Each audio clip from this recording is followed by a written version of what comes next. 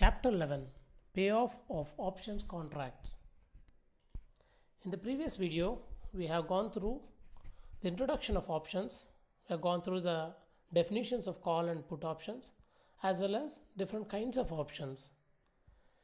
In this video, we are going to see the payoff of options contracts. So as we were discussing in our previous videos about the payoff of futures contracts, here payoff means the profit and loss that is determined by a particular contract. So we are going to see different kinds of payoffs or profit and loss of options contracts. They are basically different kinds of players in options contracts. In futures contracts, it is very simple, a buyer and seller. But here there are four parties. The first one is the buyer of call option. And the opposite party who has is writer of call option. Here writer means seller of call option. Means in an option contract there are two parties. One is the person who buys the right and other person who sells the right. So call option, as we discussed in the previous video, is the buying right to buy a particular stock at a particular price. So to have that right, there should be a party who is willing to sell. So it's called a writer of a call option. In the same way, you have buyer of put option and a writer of put option. So here the party who buys the put option will have the right to sell a particular asset at a particular price, and the writer is the party who has sold that particular right to the buyer of put option. So basically there are four types of payoffs that we are going to see. One is for buyer of call option, one is for writer of call option, one is for buyer of put option, and one is writer of put option. Let us see. Let us see the payoff for buyer of call option. So here we will discuss about an example based on the asset gold. So here if you see, there is a vertical line and a horizontal line. Vertical line indicates the profit and loss. The upward momentum is profit, the downward movement is loss, and the horizontal line represents the price of gold at different price points like 26,000, 28,000 and 30,000. As I was telling, since this is a buyer of call option, to get that particular right, the investor who want to have buying right, he needs to spend certain amount to get that right. That is nothing but premium. So an investor, when he buys a call option, he is straight away in loss because he spent some money to buy this option. So that is nothing but loss. So here if to buy this option, he has basically invested 1,000 rupees to buy the gold at 28,000 rupees. Means what exactly it means? It means that this investor has a right to buy gold at 28,000 rupees, but not an obligation to buy. So for this option, he had spent 1,000 rupees. So this investor will remain in loss as long as the gold price doesn't cross 28,000. Because what is the point if the gold price remains at 26,000? There is no point to exercise the option, because at 26,000 when you are getting in market, why would you buy at 28,000? So this investor will remain in loss till the price doesn't cross 28,000. So this scenario is called out of the money. Out of the money is a scenario where investor is still in loss. So in this case, he will remain in out of the money as long as the gold price doesn't cross 28,000, because that is the price at which he bought the option. He won't exercise the option. So once the price goes beyond 28,000, then he will be starting to make some profit. So that when it is exactly at 28,000, that is called at the money. That means the stock price and the strike price the current stock price and the strike price at what the option is bought. If it is both same, then it is called at the money. But once it exceeds beyond 28,000, suppose we think that the gold has gone to 30,000 or 32,000, that is where the investor will have an right to exercise, which means he can buy at 28,000 even though the market is at 30,000 or 32,000. So the option, when the spot price is greater than strike price, means today's market price is more than the strike price or the price at which he can buy, then this stage is called in the money. That means investor is in profit. So that is in the money. I hope this example explains you how an buyer of a call option makes profit and loss. So just to recap,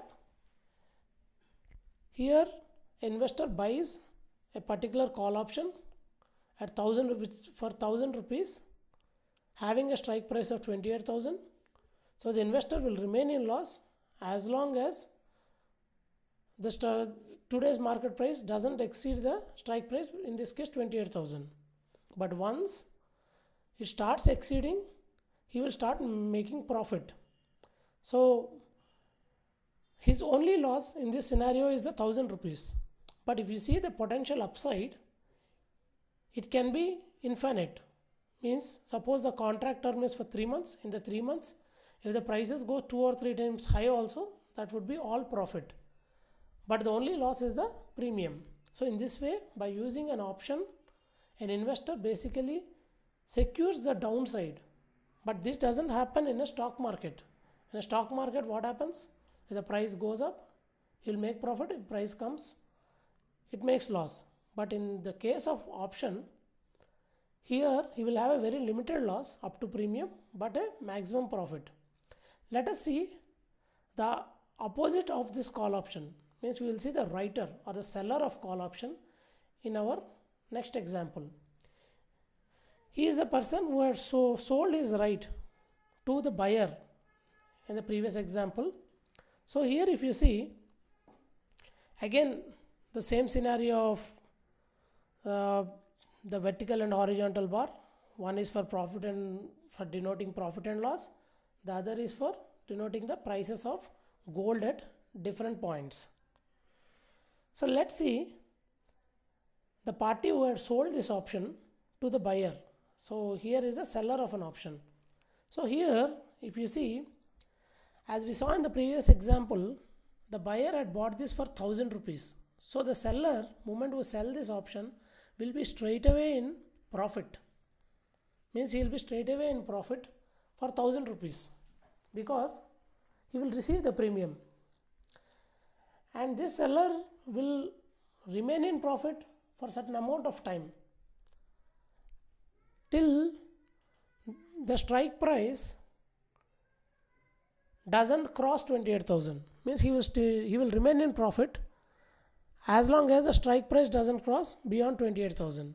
Means what I mean to say is, there will be only a limited amount of profit that the seller will get. That is nothing but the premium. And he will be safe with that profit as long as the today's market price doesn't cross the current 28,000 in this scenario, because that is the strike price. But once the strike price, once the market price goes beyond 28,000, then he will start making a loss. Suppose it's equal to 28,000, that is called at the money, because at that scenario it is a no profit no loss position. But once it crosses 28,000, that is the place where the investors start to make a loss. So here what we can understand by this strategy of selling an option is that he will have a very limited profit of premium, but potentially an unlimited loss. This is like selling an insurance, where insurance company takes some premium and ensures the buyer of insurance for all the loss or indemnify the loss of the buyer. So this is a scenario where if the today's price is more than the strike price that he sold, so in this case he will make the loss and it is called out of the money. So these are the two. We should not get confused that call option and put option are same. No, the call option, the buyer of call option and the seller of call option are two parties which who have entered into this option contract. So we have seen two kinds of strategies. One is from buyer perspective and one is from seller perspective. Let us now see the buyer of put option. So put option is different from call option in one way, that is a selling right. So in a call option, where a buyer will have the right to buy at a particular price, in a put option the buyer will have the right to sell a particular option. So here when we see the horizontal and vertical bar, the profit and loss remains in the vertical bar and the horizontal bar denotes the various price ranges of the gold. So just like the buyer of call option, even buyer of put option, to get this right or option, he needs to pay a particular premium for it. So that he needs to pay a premium. The premium might be again 1000 rupees. That means once a buyer of put option, the investor is straight away in loss because he is paying the particular premium amount, and he remains in loss as long as the stock price will not go less than the strike price. It is opposite to buyer of call. Means in this case 28,000 is the strike price. So if the current market is around 30,000, there is no point to use this option because you can sell the asset at 30,000. What is the point to sell it at 28,000? So what happens is, this is an anticipation in which if the price goes down, the put option is going to make profit. So the put option is going to make profit.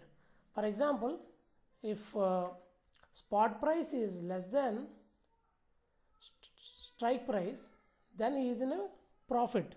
So see in this scenario, if the price goes to 26,000, he will be in profit and will continue to be in profit till the price becomes zero. That is the hypothetical situation, but usually the prices going to zero is very rare. So the maximum profit you can get it is whatever the market goes down below the strike price. So in this case, price anything going less than 28,000, he is in the money, means he is making profit out of it. But once the strike price goes beyond 20,000, sorry, the current market price goes beyond 28,000, then he will not make any further profits. He will start to make loss. So he will continue to be in loss, but his loss will be very limited. The loss that he had occurred for buying this particular put option. So the maximum loss in this case will be only 1000 rupees. But the profit, if you see, it can be as much as the stock price going till zero. So in this case, the maximum profit might be 28,000, but the loss will be only limited to 1000 rupees. So this is a kind of strategy an investor uses in a downside market. He feels that the market is going down and he wants to make a profit out of it. So he uses a put option. He buys a put option. So let me repeat this example. In this case, the investor buys a put option. So in the put option, the scenario is that a particular you can sell a particular asset at a particular strike price, that is around 28,000. So for which the investor invested 1000 rupees to get the particular option. So if the market price goes less than 28,000, he is going to make loss. Sorry, he is going to make profit. So anything from 28,000 to zero, a put option buyer is going to make a profit out of it. But once the stock price crosses beyond 28,000, that is going against his expectation, he will make a loss. But the loss is not unlimited, it is only limited to the amount of premium he has paid, that is 1000 rupees. So this is an example of put option. Now let's see, as I was telling, options are bilateral contracts. There are two parties associated with it. One is buyer and seller. As we saw in the previous example, buyer of a call and a seller of a call or a writer of a call. In this example also we are going to see the opposite party to the put option. Now we saw a buyer of a put. Now we will see the other party's perspective, how he will make profit or loss. That is nothing but writer of a put option. So when we are seeing writer of a put option, the seller of a put option, he basically sells this right to a buyer. Means what is the right in this case? In this case, as we saw, for gold option, he is selling a particular right to the buyer that at 28,000. Means buyer has an option to exercise 28,000. So what is the advantage for seller? Seller is going to get a premium out of it. So whatever the buyer is invested in buying this option, the seller will straight away make a profit. So seller of an option will straight away receive the premium, means he will straight away make a profit. So in this case it is around 1000 rupees. But he will remain in profit as long as the market price is ahead of the strike price. That means if the market price in this case is 30,000, he will remain in profit. But if it goes anything less than 30,000, 28,000, he will start making the loss. So in a seller perspective, if you see, if the market crashes, then the seller is going to make a loss because the buyer will have a chance to sell it at 28,000, and the loss can be as long as the particular gold or an asset goes to zero. So his potential loss in this case will be 28,000. But on the other side, if you see, his potential profit is only limited to the 1000 rupees of premium that he received. So as long as in a seller's perspective, if you see, he is going to remain in out of the money if the market goes down. But he will remain in profit or in the money once the market goes up. But his profit will be very limited to 1000 rupees. That is nothing but the premium. So this is nothing but in the money. So let me repeat this example of writer of put option. So in this case, the writer sold the right to buyer for 28,000 for a put option. So the buyer has a right to exercise at 28,000. So for which the writer has received, or seller has received, a premium of 1000 rupees, and the seller will remain in profit as long as the market price is above the strike price, that is 28,000. But once the market price goes less than 28,000, the seller will make a loss, and the loss can be as much as still the particular gold price goes to zero. So the seller will have a limited profit by selling this right to a buyer. I hope this clarifies different things. And on options, you can always repeat this four different kinds of payoffs to get a better understanding. This graphical representation of payoffs is very, very important, because once you see advanced strategies in future, there will be a combination of derivatives, and it would be very easy if you understand to represent it in a graphical way and understand the profit and loss. So I would encourage everybody to practically get a good understanding on these payoffs, so that in future you will not find difficult to understand derivatives. So let us see.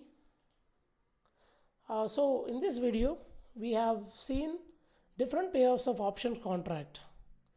So in our next video, we are going to see the different options terminology. Again, I had divided into parts so that the duration of the video can be shorter. If you find this video useful or interesting, You can like it in the YouTube channel, or you can even give your comments. You can even subscribe to the channel by clicking bell icon. You can have a notification on all the future videos and updates. You can send your feedback to demystifying.derivatives@gmail.com. Thank you.